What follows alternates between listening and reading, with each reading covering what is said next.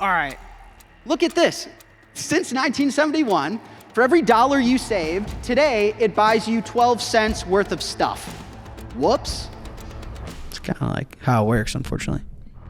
Oh, so you worked hard, you saved money since 1971? Joke's on you. You don't get to go on vacation. You live in your parents' basement. You don't get a car. You don't get to eat high quality food. Whoops. In 1971, the final link between money and scarcity was severed, was broken. And for the first time in human history, the global reserve currency became unconstrained. Money changes behavior. Money is critical to a functioning society. And if you change the money, you will change the world, both for the good and for the bad. I think the Renaissance isn't coming, it's already here. I truly, genuinely believe that. I know it's a bear market. I know the vibes are low. I know times are tough. But I think a very terrifying chapter is ending. What about the fact that if you saved, it costs you everything? What do I mean by that? All right, what's going on, Bitcoin? How are you guys?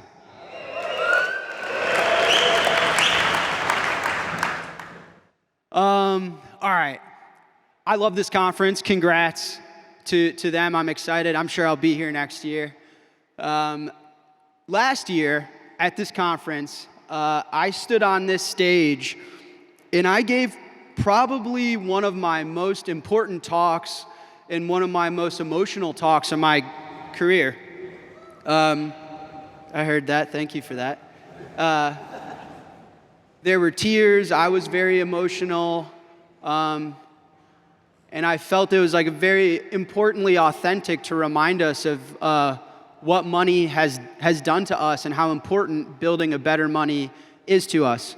But it was very sad. It was very real. It was very raw. And coming into this year's conference, we're in a bear market. And I didn't want to do that to you guys. I didn't want to be very sad and very down because I actually feel tremendously inspired.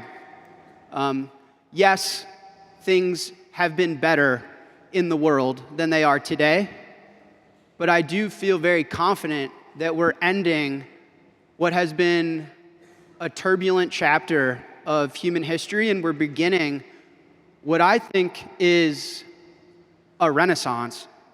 So this year's talk is going to be a lot more inspiring, hopefully insightful, a little weird, but we'll do it together. What'd you say? Excellent. All right, thank you. So the title of this year's talk is Bitcoin, AI, and the Return of Human Creativity. Why I believe that we are entering a human renaissance. So Act 1 is something feels off. When I talk to my friends that I grew up with, or when I talk to you guys in the expo hall, when I see you guys out in the town, this is kind of the energy that I would describe we all have. Is there enough room for me in this world, in the future? What is the future going to consist of, and is it going to be good for me? And there's a lot of data that backs this feeling that we all share. This is the consumer sentiment measurement by a university in America. And the consumer sentiment, how we all feel, has never been lower. It's been lower than COVID, lower than the 2008 financial crisis, lower than the dot-com bubble crash. People have never felt worse. They've never had worse sentiment. Our real wages, our real earnings are declining. Inflation is back.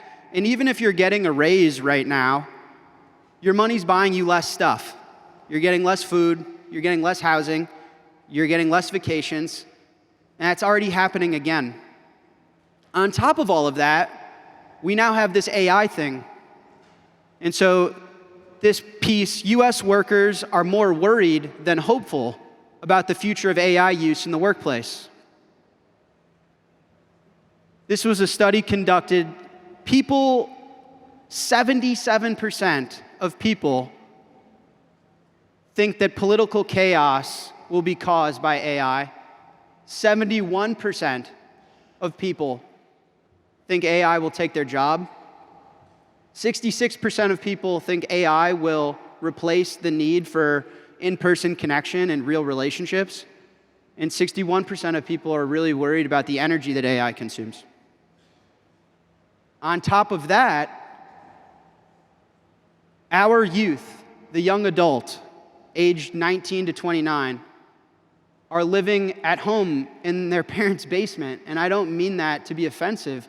I mean that to be concerned.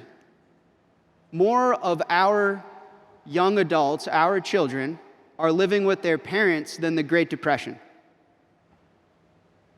Say that one more time. More of our 19 to 29-year-old children, adults, are living with their parents than the Great Depression. And even worse than that, not only are they struggling financially with rent, with an ability to afford their own life, but they're struggling mentally. This is depression by age group. That's not a good trend. 1 of every 5 of our children are depressed. In 2023, the CDC found that 40% of child students had feelings of sadness, and this part makes me terrified. Hopelessness. Hopelessness is a devastating emotion. No hope for the future is terrifying. 20% of those students considered taking their own life. And almost 1 in every 10 of our children tried to take their life.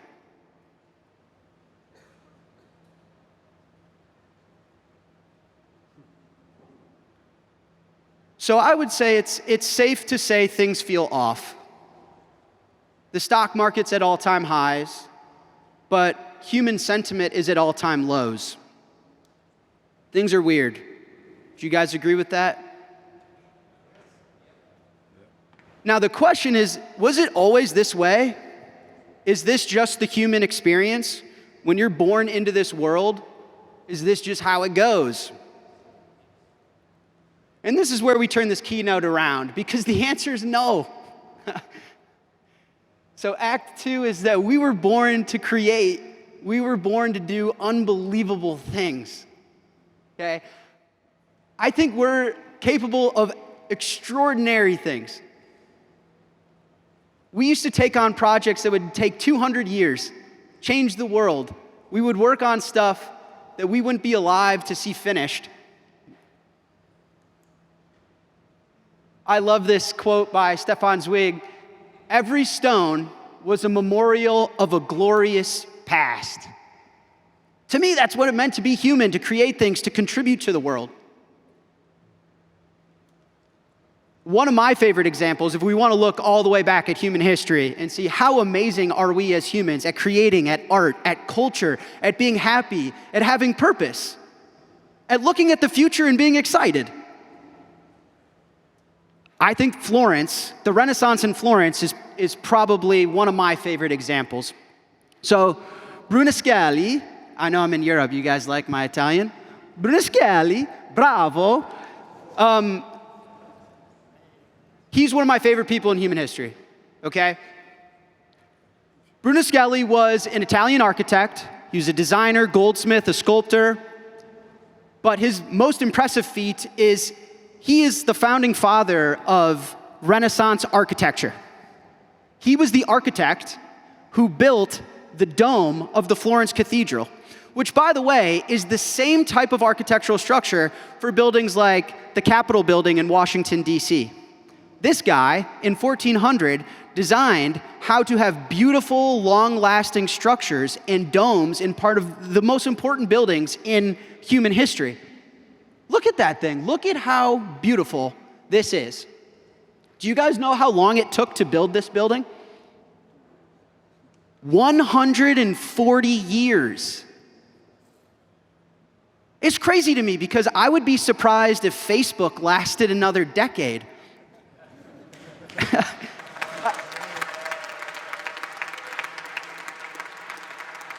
It's really hard to comprehend. 140 years. And I guess my point is that Florence wasn't beautiful by accident. It wasn't a luck of the draw. It wasn't a flip of the coin. Florence was beautiful because this is what happens when civilization compounds talent through generations. And you have a stable floor and a good culture and a good taste and artistry and a positive future and hard money. All of these beautiful humans, unbelievable creators, lived in the same time period. Did you guys know that? In the same town. Brunelleschi, Michelangelo, Botticelli, Machiavelli, Leonardo da Vinci. Did you guys know that? This is crazy to me. This level of genius in a small radius inside a town, a city, in one generation. I mean, Michelangelo painted the Sistine Chapel, a ceiling with more than 300 figures, and it took him 4 years to paint this. The creation of Adam. I mean, this is beauty, this is art.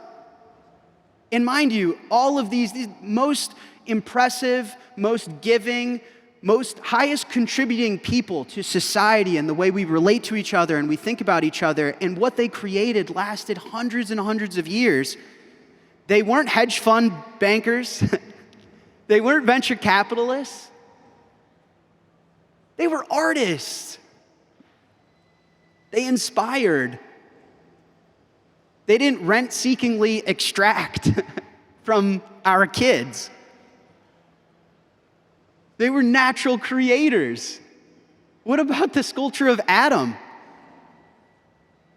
This is a 17-foot sculpture from the 1400s that was carved from a block of marble that everyone threw in the trash. That's what humanity's about to me. Botticelli, The Birth of Venus, the statue of David, The Last Supper, Leonardo da Vinci. I mean, this is a mural painted over 500 years ago that still shapes the culture that we have today. Mona Lisa. So my point is, we were born to make. We landed on the moon, contributing to genome science. We built cathedrals. This is my favorite library in the world. This is Trinity Library in Dublin. Was founded in 1592. And this picture just makes me want to read. And I dropped out of college. I'm the worst reader in this room, but it just makes me want to read. And the point was that like beauty wasn't reserved for the rich. It wasn't reserved for Wall Street or for Silicon Valley.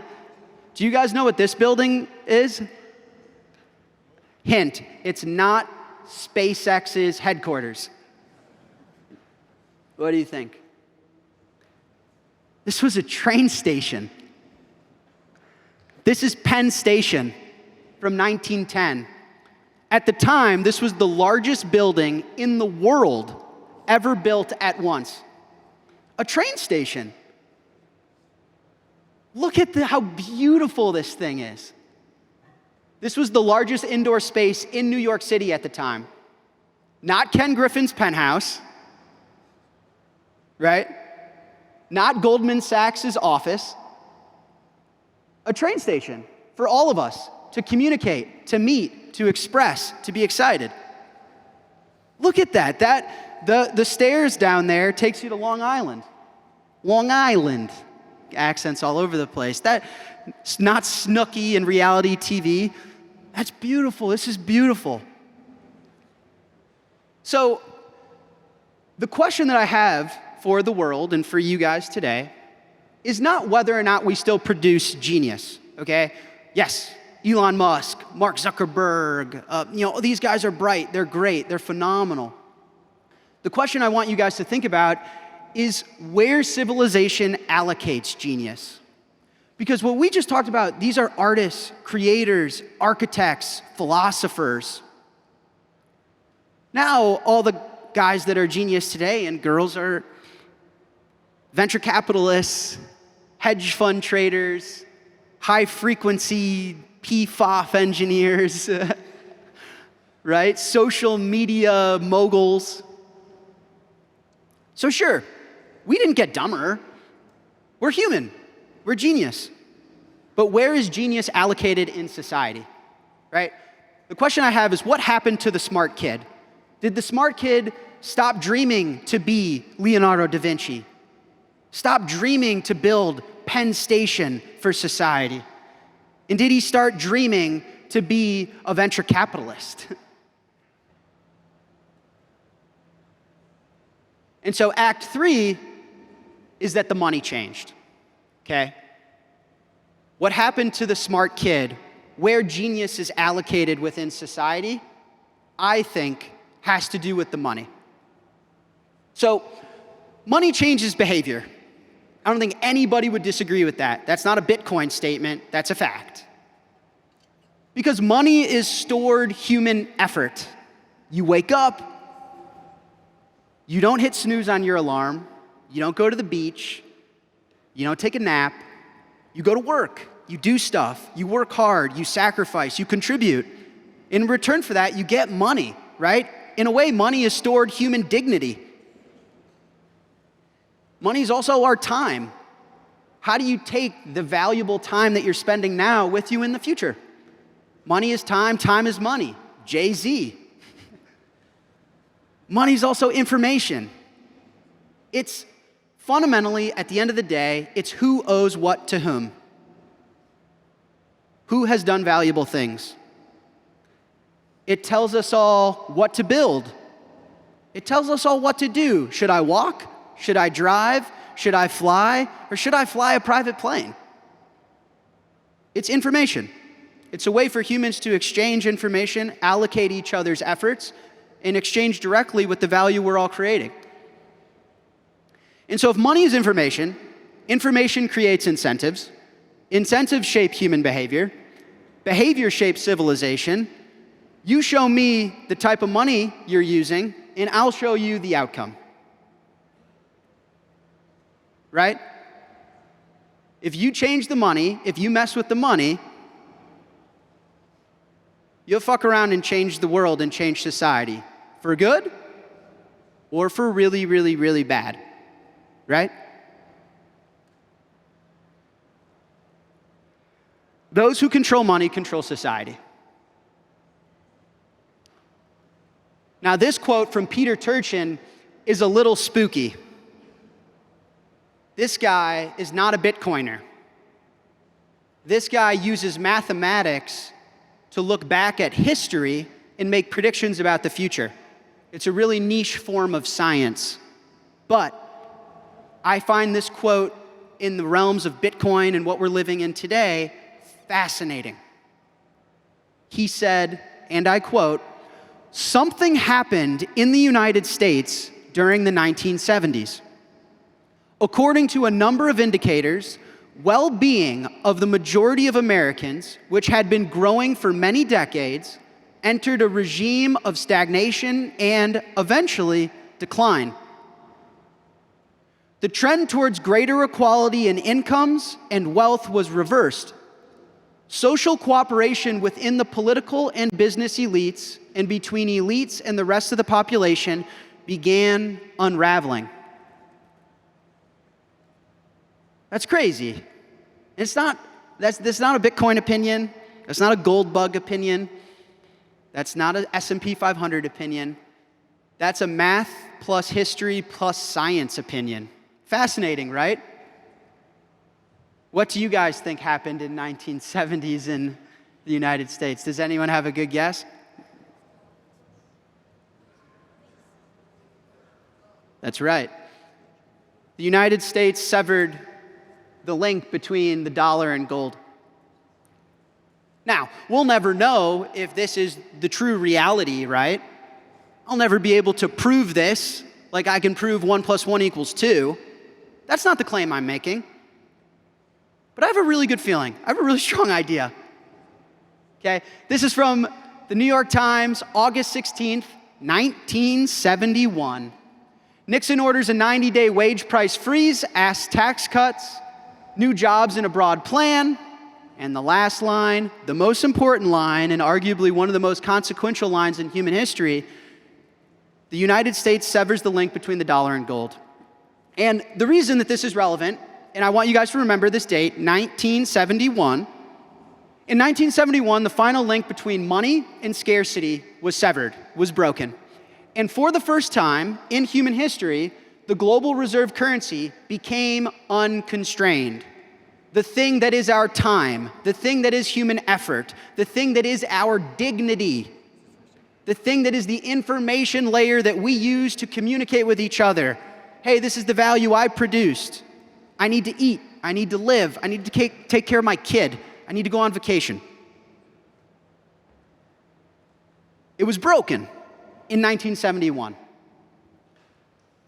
And so that brings me to Act 4, is that the floor from under us fell out. Da Vinci, Brunelleschi, Machiavelli, they were standing on a solid floor, a hard money floor, a golden floor, if you will. I question if we have been standing on a solid floor. I think that our floor fell out. So what were the consequences of the money changing? Basically, so what? Who cares? You know, this is going to be on YouTube. Here's the camera. This is going to be on YouTube. The algorithm's going to promote it to someone who doesn't really understand Bitcoin, doesn't really care about all these topics, and they're going to be like, cool, this guy has a weird conspiracy that 1971 something happened. Who gives a shit? Well, I'll tell you why. Firstly, since 1971, you made more stuff, you were more productive for the world, but you earned less income. You see that line? That's 1971. So you were working harder, that's net productivity in the red, but you were earning less. That's your hourly compensation for the productivity. They used to go hand in hand, because why wouldn't they? If you produce stuff, you earn stuff. But after 1971, you produced a lot and you earned a little. What about income growth flowing to all of the population? For some weird reason, in 1971, income growth stopped flowing to the bottom 90% and concentrated to the top 1%. Weird. Are there such coincidences? I don't know. What else happened? You now can't afford the life that your parents had. And I'm not making fun of you. I'm not being hard on you. I'm saying that houses moved out of reach. So in red is the average home value of a house, and in gray is the median household income.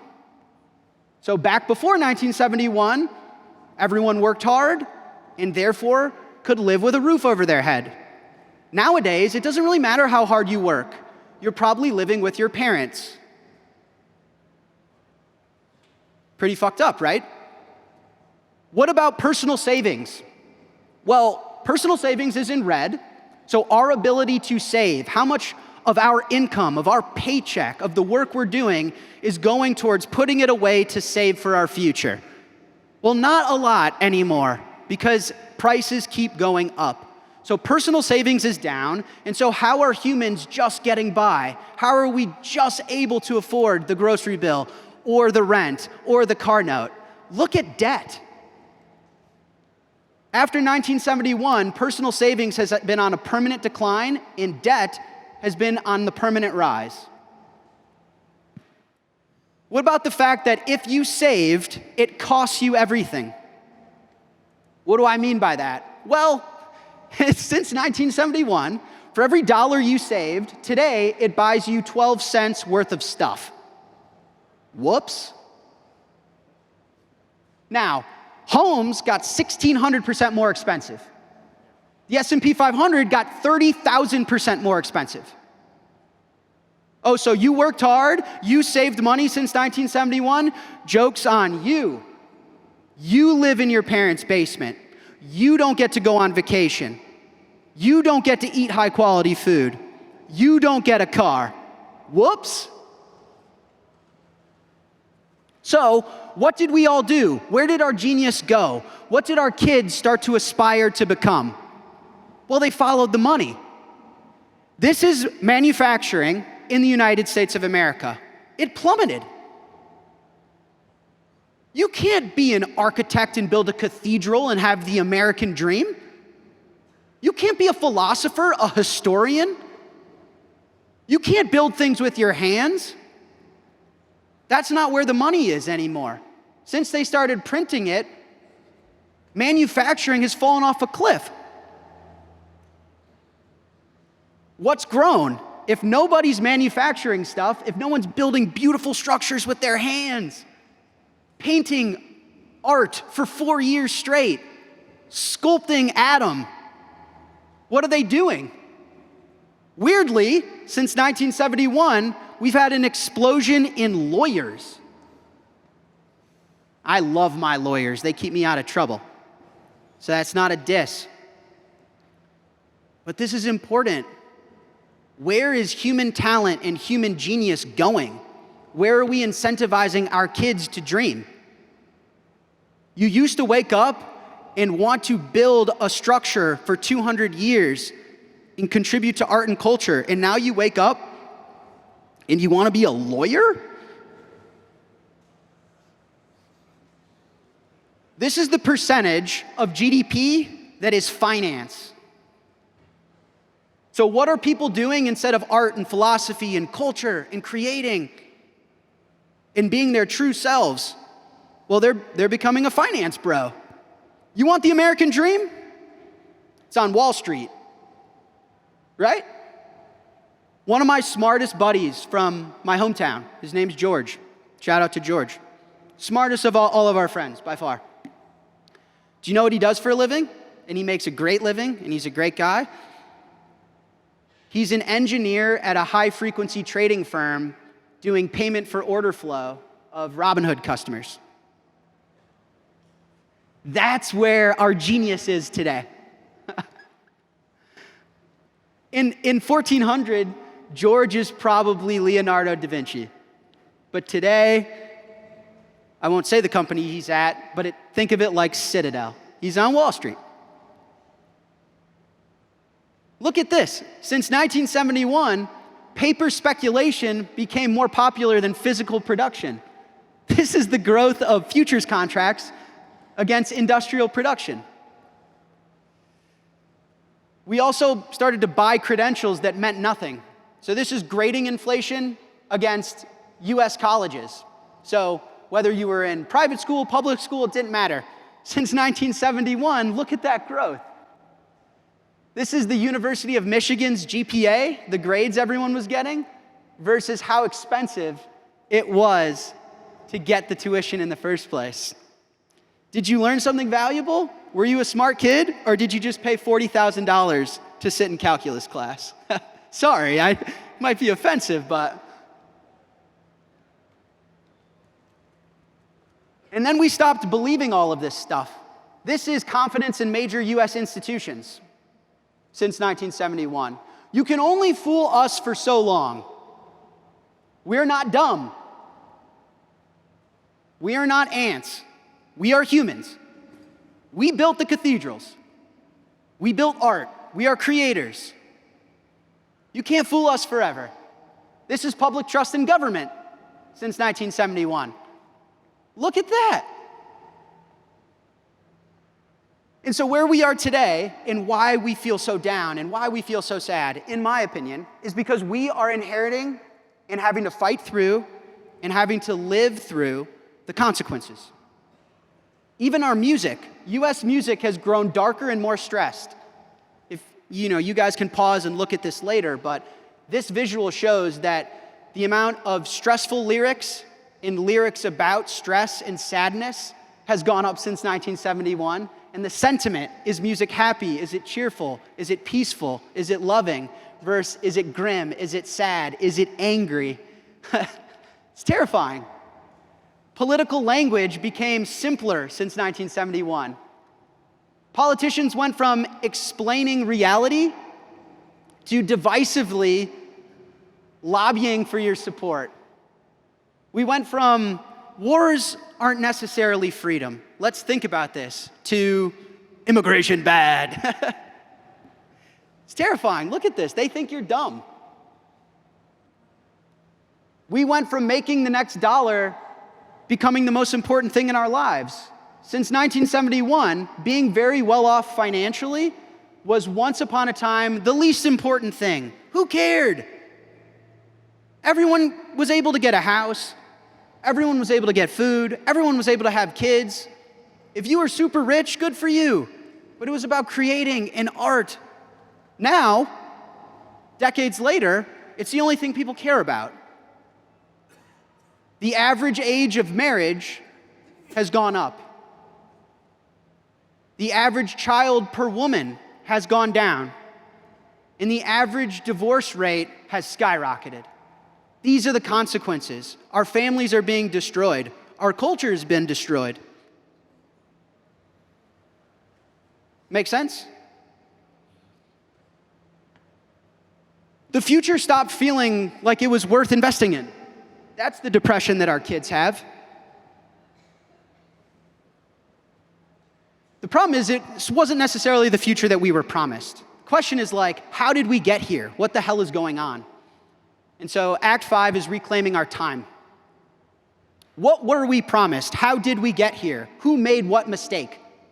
Well, this is a quote. I'm not going to tell you guys who said it yet, but beware, the time for all this is not yet. For at least another 100 years, we must pretend to ourselves and to everyone that fair is foul and foul is fair. I'm going to say that one more time. We have to pretend to ourselves and to everyone else that fair is foul and foul is fair. For foul is useful and fair, being fair, is not. Do you guys know who said this quote? You know him. I'm not going to give it away. You know him, though. It was Keynes, the inventor of fiat currency. He wrote this in 1930, and his point was, we're going to have such an abundance from technology.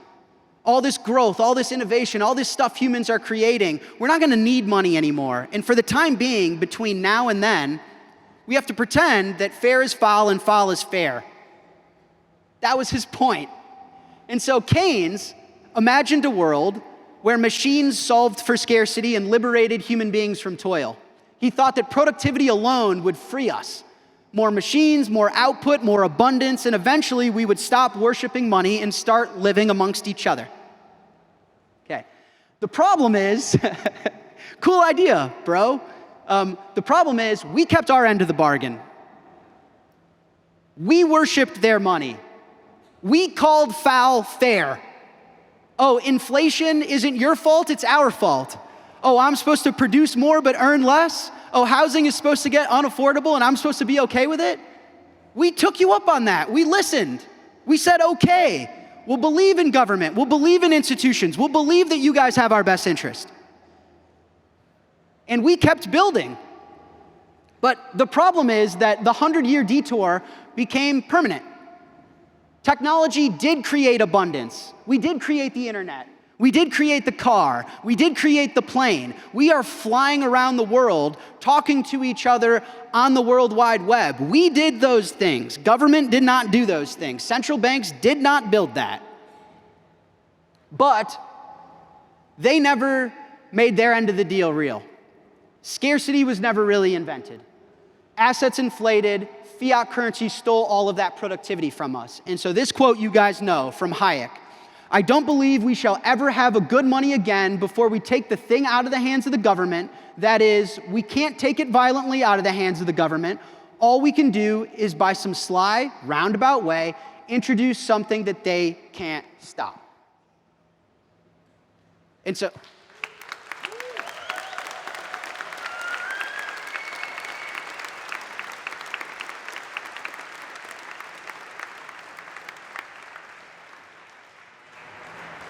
so, the world that we were promised, that we were going to inherit all this abundance, all this innovation, all this technology, and we would be the beneficiaries of that. Our kids would benefit from that. That's what we were promised. That's why they supposedly invented fiat currency in the first place and knowingly pretended that fair was foul and foul was fair. That's their words, not mine. We had to engineer our way out of it. Because mind you, the people who manage the money benefit from managing it. The fix was never going to come from better discretion on their part. We've learned this the hard way. It came as rules, and those rules are enforced by code, and that code had to have been something that they can't stop. So, how's it going so far? Well, housing is more expensive in their money, which is in blue, and it's cheaper in our money, which is in Bitcoin yellow.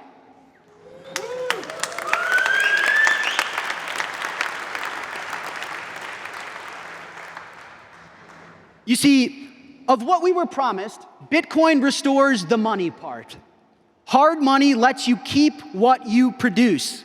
It turns work back into savings. It restores patience. It gives abundance somewhere incorruptible to live.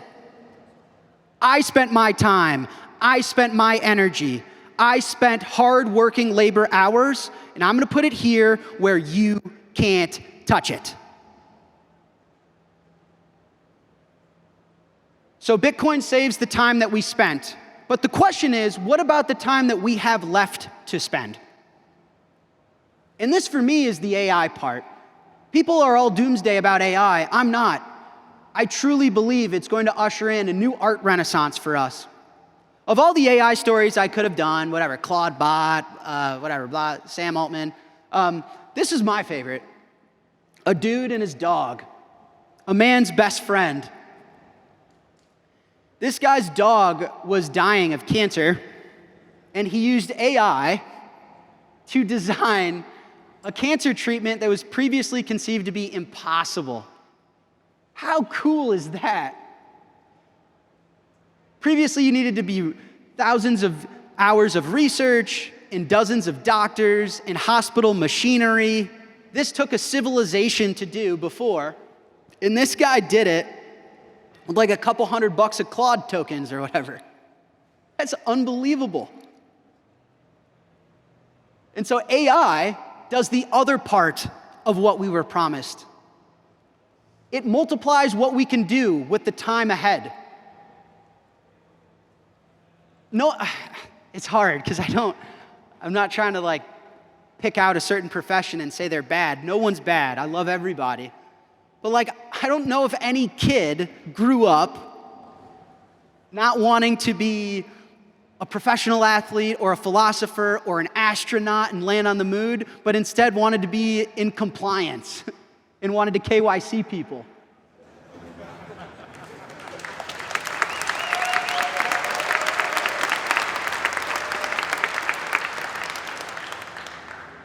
And so my point is that AI does not replace human creativity. Human creativity is why we're here, guys. That's why I brought us to Florence 500 years ago.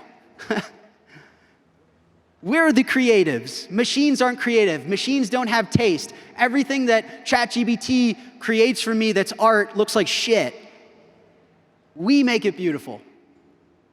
But what AI does do is it replaces the cognitive drudge, the slog. Ugh, I gotta get up to work and go KYC people. Fuck that!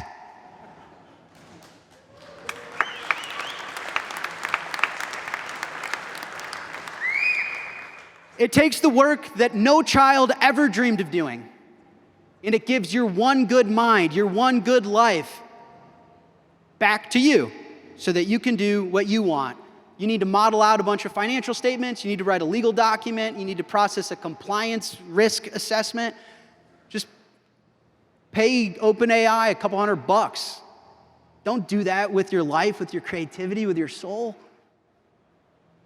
So AI brings down the marginal cost of intelligence. We all have access to everything we need to know in our pocket.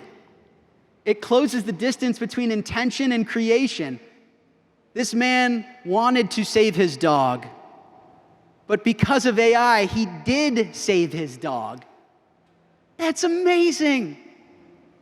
And so the productivity that it grants us restores our ability to become creators again, in my opinion. Engineers, architects, artists.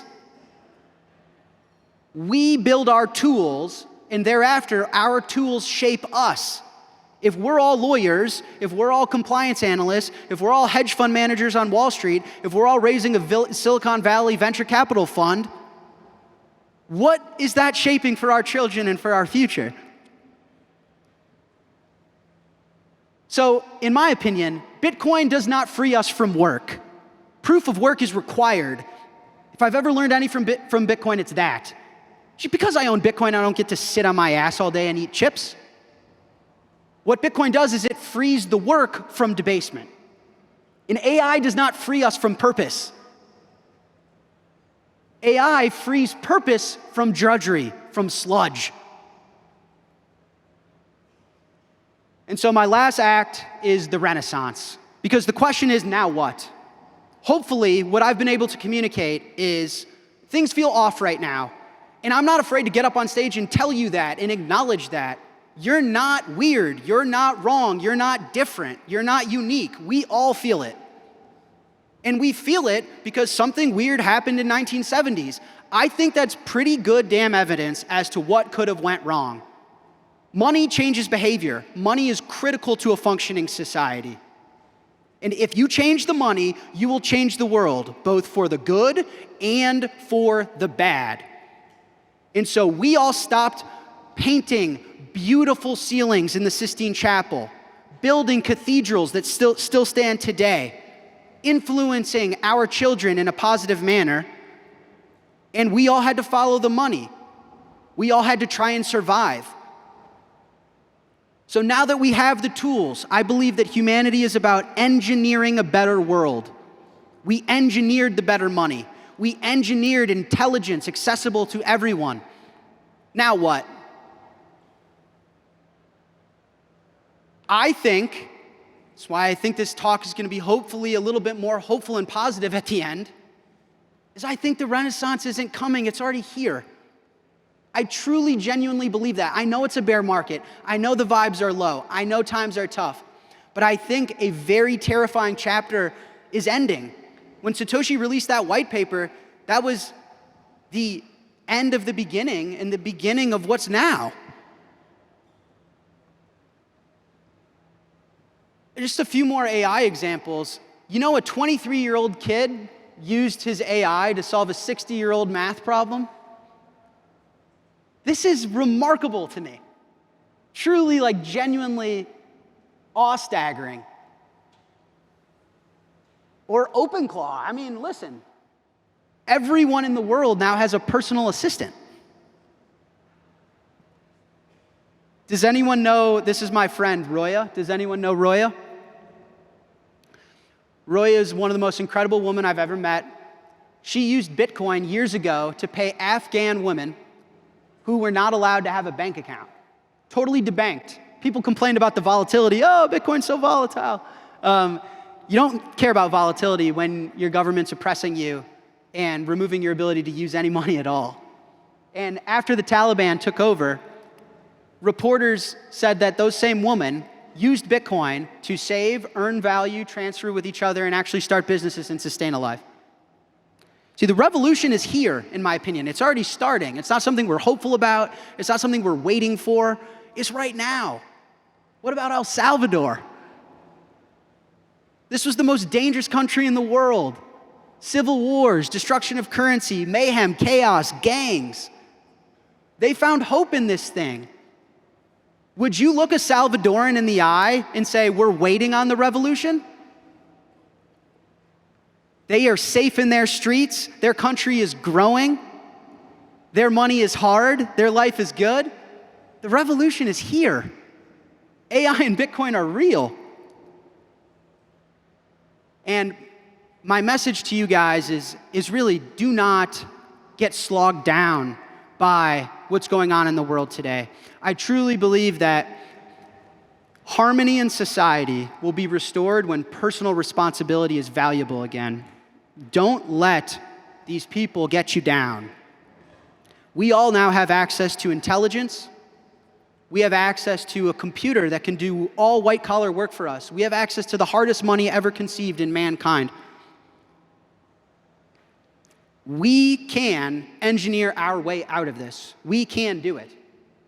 And so, for me, not to make this about me, but as an example, like, I choose to build. I've built my company with Bitcoin and AI. This is me like 10 years ago on my couch when I was getting into Bitcoin, and on the left is the first drawing ever of Strike's infrastructure. I choose to educate. The empty closet. You gotta smile, look them in the eyes, and be like, you can't print any more of this shit, brother.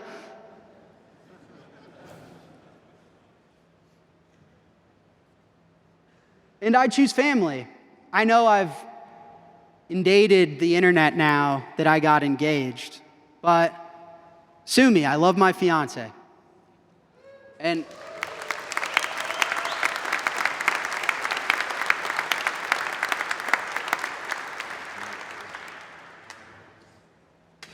we're planning our wedding when I get home. We're gonna look at some wedding venues together. And we can't wait to have kids. And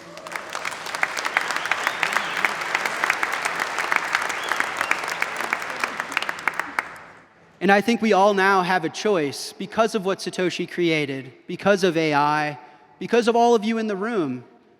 Bitcoin is a project that is carried by, defended by, and ultimately will succeed or fail on us, everyone in here. The Stay Humble Stack Sats, the little DCA, the excess cash that you had, the startup that you're building, the customer support ticket that you're helping out with. We make or break whether this is going to work or not. And because of what we're doing and what we're building and the fact that we're all here, we have a choice to choose building, to choose education, to choose family. I couldn't imagine a life without Bitcoin. I don't know if I would be engaged in thinking about kids. I don't know how hopeful I would be about my future. And so I think that civilization is a partnership between those before us, those that are dead, those that are living, and those that aren't born yet. And they built so that we can be here. And I think that we have a moral duty to build for our kids. They gave us paper money and paperwork. That's true. There's nothing we can do about that. We didn't really have a choice. However, because of the technology we have access to today, I think we can give our children Bitcoin and cathedrals. I really do.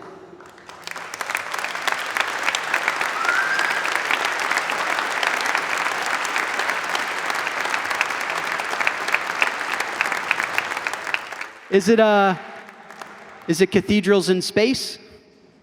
I don't know. Go Elon. But do you guys know, now that my keynote is over, what we get to do when we leave here? We get to build things. We get to do stuff. My dad always told me, don't be afraid of crying. You could cry. Emotions are healthy. But when you're done crying, let me know, because we got shit to do. You know?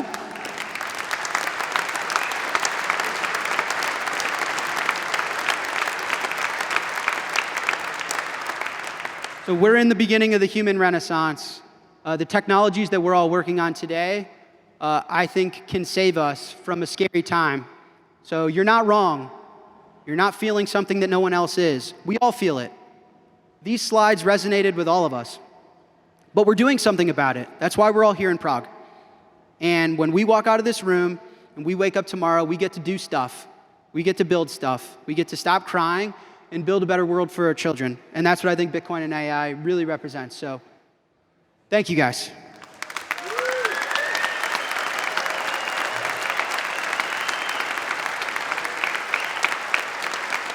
Give it up for Jack. Make some noise, make some noise. Love it. Thank you so much, Jack. Thank you. I think we needed that. A lovely, lovely note of hope at the end there.